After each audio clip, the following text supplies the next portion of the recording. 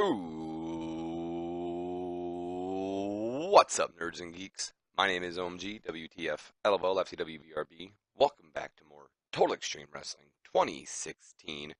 We are playing as the WWF in the year 2002, booking up to the Royal Rumble, and we are still booking that crazy invasion angle. It's been quite a while since I've uploaded. I feel like all I do is apologize to you guys, but again, sorry. Life gets busy sometimes. I'm sure you understand. Don't think I'm stopping this series, though, guys. In fact, I am going to be leaving for California at the end of this month, so I am actually going to try, not promising it, but try to get the Royal Rumble, booked all the way up to the Royal Rumble and the Royal Rumble booked, like pretty much get the Royal Rumble up before I go to California. I don't know if I'll be able to do it because I am a lazy guy with a busy life right now, but I am going to try. Nonetheless, let us just jump right into this show. You guys have been waiting long enough for this. I know you don't want to hear me ramble. Let's get into this with our first pre-show of the night, and our only pre-show of the night, I should say. 53C-, honestly, a pretty impressive rating. At a pre-show bout that had subpar wrestling and little heat to it, Boogie Nights, Disco Inferno, and Das Wunderkid, Alex Wright, going over the team of Steve Blackman and Jerry Lynn.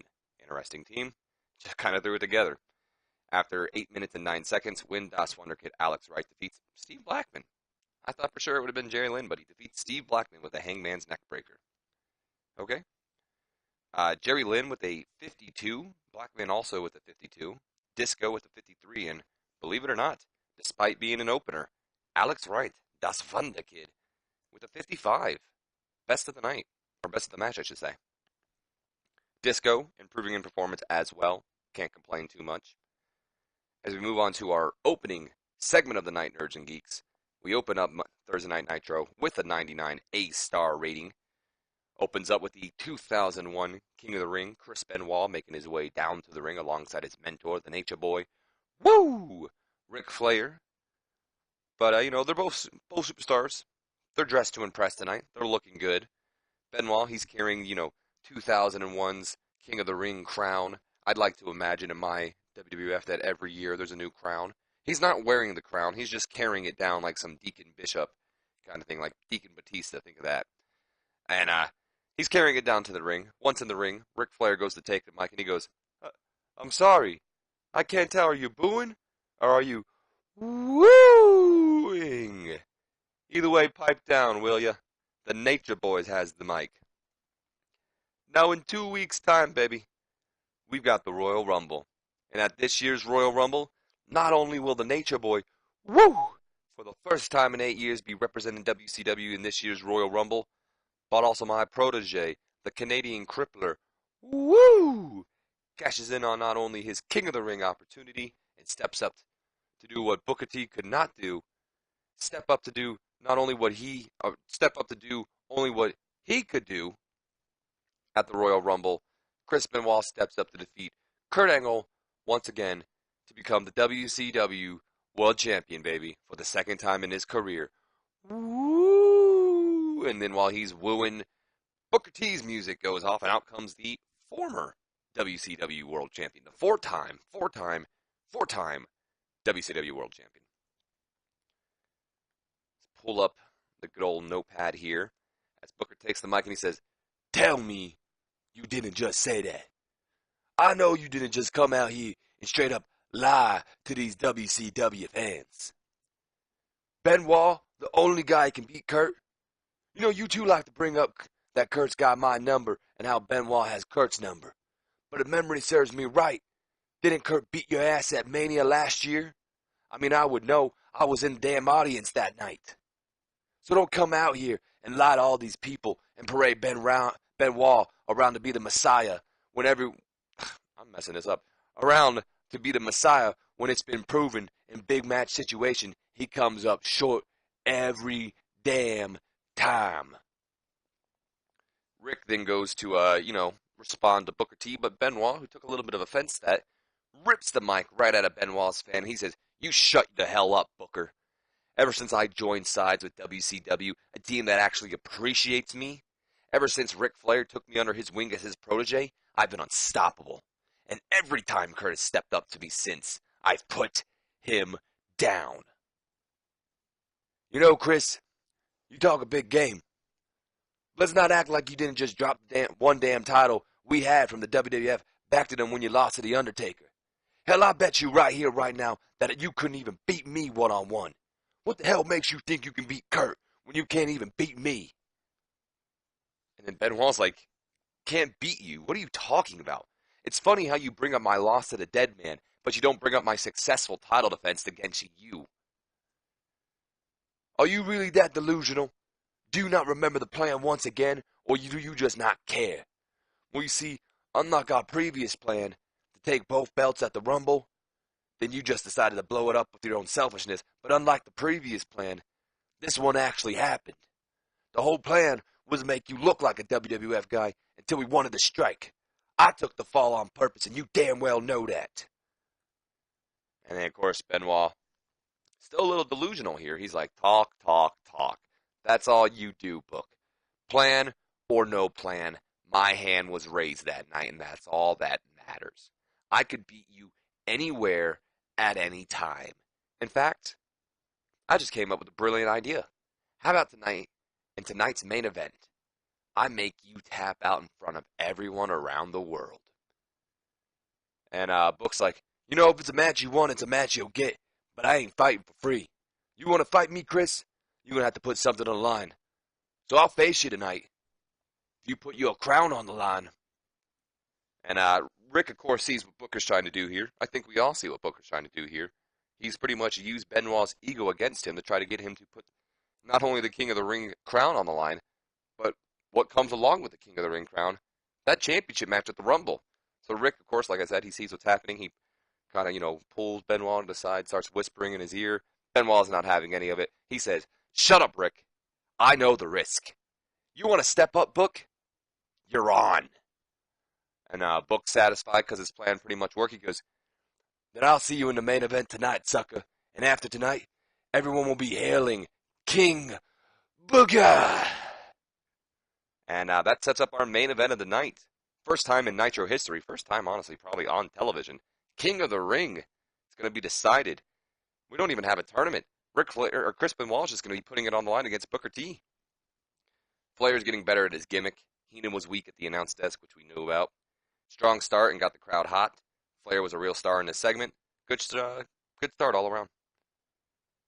So we got the main event announced as we go into a solid 80B, most likely back from a commercial break by now. Eddie Guerrero, who's alongside Chavo Guerrero, they make their way down to the ring for this Intercontinental Championship qualifier. Of course, if you remember on Monday Night Raw, we saw Christian beat Kane in a tag team match that involved both Jericho and The Undertaker as well. And then we also saw Jeff Hardy beat Matt Hardy to get into the IC title match. We're going to see Eddie versus RVD tonight and Canyon versus Rhino. Which, by the way, me and my buddy Marcus, we're going to be doing a series soon. Tell you guys more about it. Kind of something a lot of people have been doing when they review like old wrestling pay-per-views. First episode is going to be about New Blood Rising. We watched the Judy Bagwell on a pole match. Not a pole match. Forklift match. Actually, not a bad match. And I've got to say, Chris Canyon, very underrated athlete. Very, very good in the ring. Someone I'm going to definitely start studying for my own wrestling career. But anyway, Eddie Guerrero, he's coming down to the ring for his IC title match. Once in the ring, before RVD can come out, Eddie grabs a mic and he says, "Ole, ole, thank you so much. I just got to say before RVD makes his way down to the ring that I'm honestly really excited for this match. It'll be a battle of the frog splashes, man.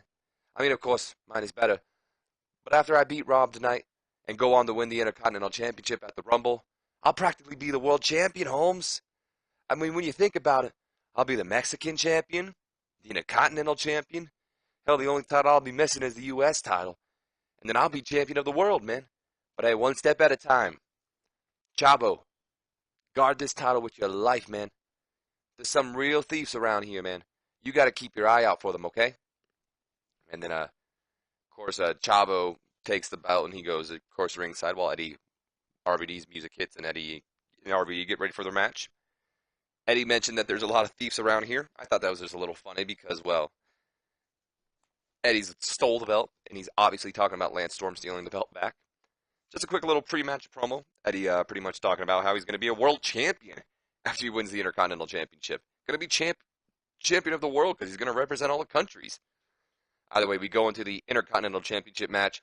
Unfortunately for Eddie, no World Championship is in his future yet, as we go to a solid 80B rating here, and about that had good wrestling, decent reaction from the crowd.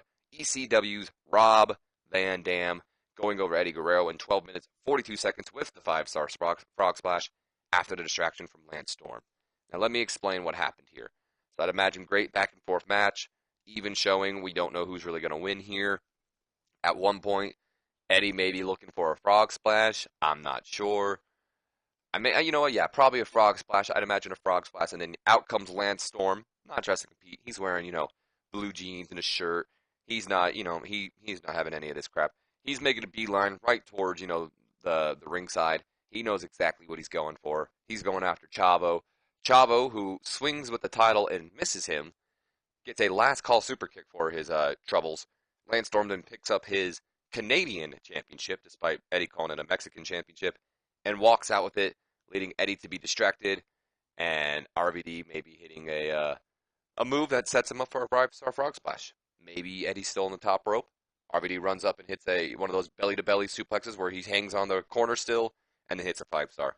Either way, Eddie Guerrero joins Christian and Jeff Hardy in the Fatal 4-Way match, which will also be joined either by Kanyon or Rhino. Eddie apparently was off his game tonight, or at least he seemed off his game. He got a 77 in-ring performance to Rob Van Dam's 83. Van Dam, I gotta say, for a guy that we brought in just a couple months ago, he has definitely been jumping up the ladder. I mean, he's an upper mid-carder already. Gained heat for the Eddie Guerrero-Lance Storm feud as well. RVD is improving in performance as well. Nerds and Geeks, I actually just remembered this. I didn't tell you guys about the locker room incidents we had because I was reading The Angle, so I completely forgot about it. We did have a couple locker room incidents here. Jerry the King Lawler was summoned to the locker room court for making a mess of the place and not cleaning up after himself. Come on, King. Judge Rock then found him guilty, sentenced him to clean up his mess, and buy everyone drinks after the show. Jerry Lawler's behavior improved. I don't know if The Rock has a special way of delivering, you're also going to have to buy everyone drinks. But these guys are all happy about it. They're just drunks. Also, Vince McMahon, us, the user character, passing on psychology to Shane McMahon, and microphone work to Stephanie McMahon, our son and daughter. RVD's improving in performance. All in all, good match, guys. We then go to another solid 80B here. As we're backstage, we see the number one contenders for the WCW Tag Team Titles, Kanyon and Hugh Morrus, watching TV after RVD just won over Eddie, pretty much scouting for the Fatal 4-Way match. And then Canyon's like, all right, so we now know Christian, Jeff Hardy, and now RVD. And then Hugh jumps in, and that last guy will be you. And then Kanyon goes on to respond, I've got to get through Rhino first, though, Hugh. And you and I both know firsthand how hard-hitting Rhino can be. And that's when Chuck Palumbo, who's off-screen, but he eventually finds his way on-screen. So he starts talking off-screen, comes on-screen, he says, and you'd be wise to take Austin's advice and not even show up tonight. It's already a fluke that you two won the number one contenderships for the WCW Tag Titles. And trust me, my friend, lightning does not strike twice. And then Hugh steps up, defending his best friend. He says, you know what? At least Canyon's earning his shot, unlike some people around here, like you. And then Palumbo, he goes, when you're as good as me, you don't have to earn shots. Plus, come on. Who aside from me is going to take that title off of Edge? You? And then he was like, yeah, why not me? And then Palumbo just kind of laughs and he goes, why not you? You know what? I'm going to actually give you a shot to take that number one contendership off of me just to show you why not you. And then Palumbo walks away as apparently we're going to have an impromptu number one contenders match for the U.S. title. Canyon's not the only one getting a mid-card title match tonight, or a chance at a mid-card title match. So is Hugh Morrus. Chuck Palumbo kind of, coming in there. The whole plan here pretty much is for everyone to really look at Kanyon and Morrus as like the guys who really can't get the job done. Like they keep getting these tag team title opportunities against, Tess and Albert, against Steiner and Rick Steiner against Austin and Rhino, so on and so forth. And they keep coming up short. So that's kind of like the whole premise here, where Palumbo's just like, or not, yeah, Palumbo's just, telling him, take Austin's advice. Don't even show up tonight. You're not going to win. Count your chickens while you have them because, you got a tag title match. Don't worry about this match. Hugh Morrus stepped up to it, and Palumbo, challenged him. So we're going to see a match between the two. Coming up next, back from a commercial break, solid 82B. Not too shabby, guys. In a decent match here, Chuck Palumbo going over Hugh Morrus after 9 minutes, 39 seconds with a pinfall. So, pretty generic move to end the match here. Nothing too bad about that at all. Here's something that's interesting, though. Chuck Palumbo with an in-ring performance of a 75, which, come on, Chuck. I really would not. I would prefer to see some better ratings out of Chuck Palumbo, I won't lie. Hugh Morrus with a 74, only 1 point behind Chuck, and he's a mid-carder to Palumbo being a upper mid-carder. So this shows me more and more, guys, that Palumbo is just not the kind of guy to get behind right now. He deserves his push. I'm not saying he doesn't deserve to be pushed or anything. I'm just saying right now he isn't looking like, a future world champion or anything like that, pretty much. Either way, though, did get the crowd hotter, and despite both superstars being in the 70, they managed to get an 80B, so we can't complain. Also, Chuck Palumbo improving in both Rumble and technical skills. Good night for Chuck Palumbo. So we go backstage to Mean Gene Okerlund, who is with the WCW Cruiserweight Champion Billy Kidman. We get a 59 solid C here. Mean Gene takes the mic and he says, "All right, fans, Mean Gene here, and joining me at this time is the WCW Cruiserweight Champion, Billy Kidman. Billy, as of late, it would seem like Vampira on the flock have taken an interest in you, and more importantly, your WCW Cruiserweight Championship." That's when Kidman steps up and he goes, "Yeah, Mean Gene, and Vamp sure has an interesting way of asking. But you know what, Mean Gene? I can't live my life fearing the man behind me.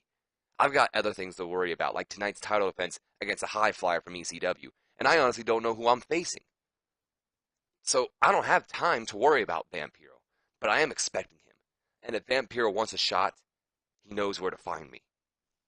So Billy Kidman going to be taking on a mystery opponent tonight, a high flyer from ECW. Tori Wilson helped Billy in this match. Billy just kind of acknowledging, yeah, I know Vampiro's after me, but I don't care. I'm champion. I don't have time to worry about, the guy at back, hitting me from behind when I've got people trying to hit me from front, too. So we go on to a 73 B- angle now. Backstage, we see Kanyon and Hugh Morrus, probably back from a commercial break here now. Canyon's kind of consoling Morrus, like, good showing, man, blah, blah, blah, all that kind of stuff. That's when the WCW Commissioner, Lord Steven Regal, alongside the WCW Tag Team Champions, Power Plant, Mark Jindrak and Sean Stasiak, they approached them. And then Regal's like, "Well, would you look here, boys, if it isn't the number one contenders to your WCW Tag Titles, Kanyon and Hugh Morrus. And I've got to say, Hugh, you put on quite a showing just a few minutes ago, but like always, you just came up short. Oh, and Kanyon, don't you have a match tonight against Rhino? I do wish you the best of luck." So, quick little segment here, nothing too special. We see Hugh Morrus, he's kind of exhausted. Kanyon still, has a match here tonight. Regal kind of poking fun at the challengers to the tag team titles here while they're down, pretty much. Stasiak is getting better at his gimmick, which is good. So we follow up into our next segment here, which is the aforementioned Billy Kidman versus mystery opponent. Solid 62C here. Nova from ECW, just a local talent. Don't get excited. We just borrowed him for the night. Had terrible wrestling, apparently. Non-existent crowd heat. Billy Kidman going over ECW's Nova after 5 minutes and 46 seconds with the shooting star press. I'm almost certain Nova was in ECW. I could be wrong, but I'm almost certain. And if he wasn't, let's pretend he was. Nova's getting better at his gimmick. Good for you, and you're welcome. Billy Kidman with a 66 to Nova's 32. Interesting. Nova also improving in performance. Good on you, Nova. Take advantage of these moments when you get on TV. We then go to a 68C plus here. I didn't feel like writing it out because I can just explain it by the title. Vampiro's music, or the Flock's music, goes off, I'd imagine, which leads to, Billy Kidman kind of being distracted or something. Maybe even not even the music coming out. Daphne just comes running out pretty much because the music would, just wouldn't. How would Tori, because the whole premise here pretty much is Billy Kidman is getting distracted because Daphne has somehow, managed to sneak out, most likely running out with no music, because like I said, Billy would be notified by that. So she runs out, and she's grabbing Tori by the hair, pretty much. Tori was probably about to slide into the ring to go celebrate with her boyfriend. Not happening, because now Daphne has her by the hair. Billy Kidman's all, what are you doing? Like, trying to help his girlfriend out, and out comes Vampira with Cruiserweight title in hand, most likely, as he clocks Billy Kidman from behind, and then just starts beating down on him, busting him open with blood, and probably wiping it on his face, because Vampira's weird like that, and he's pretty much got a vampire gimmick right now. So there you have that. More heat being added to the Cruiserweight title feud, as Vampira was making his intentions brutally clear here. He's also getting better at his gimmick, and this gained some heat to the feud. Good stuff. Wow. 86 B+ rating here as we come up to next. Mean Gene once again backstage, but this time with the WCW World Champion Kurt Angle. Mean Gene once again says, "Alright fans, Mean Gene here, and joining me at this time is the WCW World Champion, Olympic gold medalist, Kurt Angle." Now Kurt, earlier tonight, Booker T challenged Chris Benoit for the King of the Ring crown, putting your opponent for the title match, or for your title match, at the Rumble up in the air. One would assume, given your past matches in the ring with both competitors, that you'd be rooting for Booker T tonight. Any thoughts? And then Kurt says, "Well, then you'd be wrong, because I'm actually rooting for Benoit. I've beaten Book many times in the past, and honestly, I gotta beat Benoit. With everyone saying that I can't, I've gotta beat him now more than ever to shut all the naysayers up. Only then can I move forward into unifying these companies. So Benoit, Book, good luck tonight. I'll be watching." And he walks away. Mean Gene says, "Well, there you have it, fans. Much to the surprise of everyone, Kurt Angle, the WCW World Champion, will be rooting for Chris Benoit, his mortal enemy, tonight." Apparently, Mean Gene looked lost out there. Kurt Angle came across well. So Kurt just kind of putting his 2 cents in about tonight's, King of the Ring match, I guess? Yeah. In tonight's King of the Ring match, Kurt wasn't really on the card or wrestling anything, so I thought this would be a good way to kind of get him on here, just to give him an opinion. Mean Gene's improving in acting, which is good. We then lead to our final, I almost forgot what it was for a second, our fourth final match of the Cruiserweight Championship, what's it called? Not Cruiserweight, Intercontinental Championship qualifier matches. Rhino versus Canyon, in a good match here. Rhino goes over Canyon in 12 minutes, 39 seconds, with a pinfall after the gore, when we had a distraction from Mark Jindrak. Allow me to explain what happened here. So, Rhino and Canyon, back and forth action, having a great match as always, like I said, or a good match, I should say. And it's looking good. A lot of close falls, a lot of close, hits. I don't know. I was trying to figure out another thing. Pretty much, it's an even match here, which leads to eventually Power Plant, Shawn Stasiak, Lord Steven Regal, who's not really a part of Power Plant, just a manager. Lord Steven Regal and Power Plant, Shawn Stasiak and Mark Jindrak, and Hugh Morrus coming out. Hugh Morrus is getting beat up by Power Plant. Jindrak and Stasiak are pretty much just throwing him around. We see him, getting beat up, which distracts Canyon long enough for him to turn around to get gored by Rhino. 1, 2, 3. Rhino joins RVD, Christian, and Jeff Hardy to officially announce our Fatal 4-Way match for the Intercontinental Championship at the Royal Rumble. And Power Plant costing Canyon a chance at a mid-card championship match, or title match tonight. Rhino with an 88 in-ring performance, 10 points over Canyon's 78, gained heat for the tag team title feud, and we can officially go ahead and pre-book at the Royal Rumble that we're going to have a Fatal 4-Way match for the Intercontinental Championship, which we'll see Jeff Hardy battle Christian, Rob Van Dam, and Rhino. WWF Now, hold on. Let's do auto name first. WWF. Let's just do IC, because there's a lot of names here. IC title match. And there you have it. Boom. Save that in there. That's honestly probably going to be a fun match. No worker improvements. Good showing from both Rhino and Canyon here tonight. As we go into a 74B-, just a showing up. Oh, look, there's Goldberg's door. Goldberg. Stuff like that. Everyone's all like, oh, Goldberg's coming out. Hell yeah. Which leads into a 100A star. Hell yes. Goldberg's music hits as we're back from the commercial break. Security, of course, knock on the door. They begin to escort Goldberg down to the ring. He makes his whole entrance. breathing the smoke through his nose and all that through the fireworks. He makes his way all the way down to the ring before taking the mic, and he says, I believe we're in Michigan, but anyway, Auburn Hills, I'm here. Since I've been here, and since I've gotten here, people all over have been asking me, Bill, who's next? Who's next now that you shut up that pretty boy Chris Jericho? And well, I'm out here to tell you, because there's no one that's next. It's how many are next. Because I'm out here to announce for the first time in history that Goldberg is entering the Royal Rumble. And that the 29 other men in this year's Rumble are next. And that's when the Giants music hits, and out comes the Giant Paul White, who comes out, stands at the entryway with mic in hand. He says, oh, you've got to be freaking kidding me. It was bad enough when I learned last week that despite not competing in the War Games, that guys like Diamond Dallas Page get to be in the Rumble. And I can understand that to an extent. But what the hell have you done to earn your spot? Got to pull up our notepad for the final time tonight. Giant continues on by saying, Shane had to buy out your contract. You didn't even want to be here. Shane took a risk on your ass. And what's the first thing you do when you get here?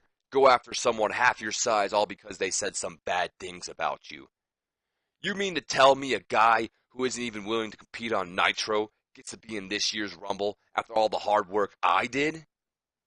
And then Goldberg finally steps up and he says, hey, Giant, shut your big whiny ass up. No one paid for a ticket to hear your big ass come out here and complain. They came to see two things. One, they came to see Goldberg. And two, they came to see some ass kicking. And I don't know who told you I don't work Nitro, but as a special bonus tonight, I'm going to give these people their money worth because they can see Goldberg kick your ass. And then Giant responds by saying, you're going to kick my ass? Be careful what you ask for, Goldberg. I'm not Jericho. I'm a freaking giant. And he tosses the mic onto the ground, makes his way down to the ring, and we have ourselves an impromptu match here tonight. Goldberg versus the Giant.